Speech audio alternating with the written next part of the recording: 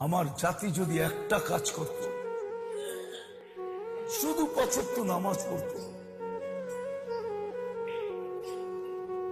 আমার জাতি যদি একটা মাস একটা কাজ করত, 11 মাস যা করলো আর না করলো, রমজান আসার সাথে সাথে যদি সবকিছু রাইখা কমর কাইসা ইবাদতে লেগে যেত,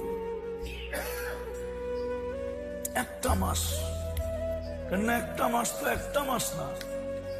রমজান কিন্তু উম্মতের মাস। কার মাস? কার মাস? আবার কেন না রমজান আল্লাহর মাস। এই মাসটা এই উম্মতকে আল্লাহ গিফট দিছেন। গিফট, গিফট কেমন হয়?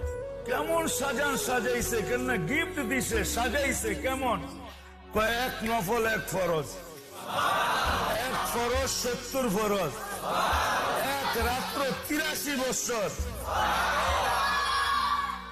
যা তসবিহাত পড়বা 10 গুণ, 1000 গুণ। এটা হলো সাজানো। এটা হলো কি সাজানো। এই মাসটা দিছিলেন আমাদেরকে গিফট। রমজান উম্মতের মাস। আমার জাতি যদি শুধু রমজানেই ইবাদত করত, আমার জাতি যদি জিলহজের 10 দিনকে গলার ভিতরে বান্ধা নিত, কেননা জিলহজের 10 রাত্র 10 লাইলাতুল কদরের সমান। প্রত্যেকটা দিন 1 বছরের ইবাদতের সমান। আমার জাতি যদি 4 মাস গুনাহ না করত,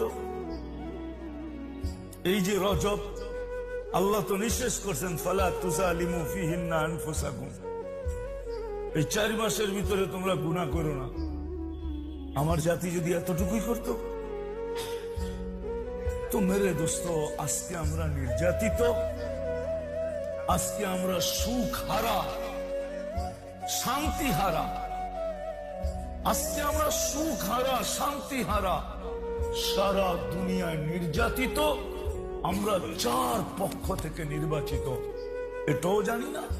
কয়বার নির্বাচিত এটাও জানি না। রেজুলেশন কি, গঠনতন্ত্র কি, এটাও জানি না।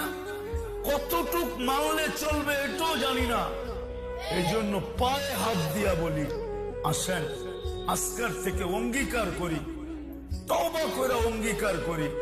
এখন সূর্য ডুবতেছে, শুক্রবারের দিন, দোয়া কবুল হওয়ার সময়। চলেন আজকে আজকে আল্লাহর কাছে তওবা করি। রাজি?